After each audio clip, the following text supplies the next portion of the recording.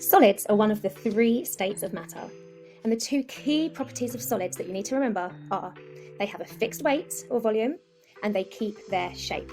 Look around you right now. You're going to see lots of solid objects. Most things that you can pick up and hold in your hand will be solid. So solids cannot flow and they do not take the shape of their container. For example, my sunglasses are a solid. When I put them in their case, they stay the exact same size, the exact same shape, and the exact same weight. And solids also will not expand to fill the volume of their containers. So when I put them in the case, they do not fill the entire case up.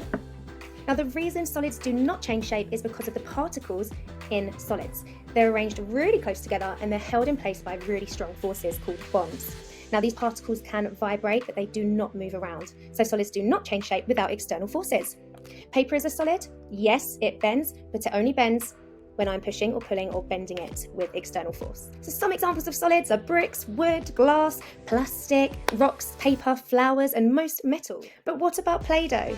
So Play-Doh is a very interesting solid, which we call an amorphous solid.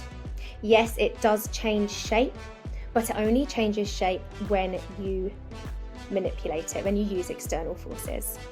So solids have a fixed weight and volume and they keep their shape.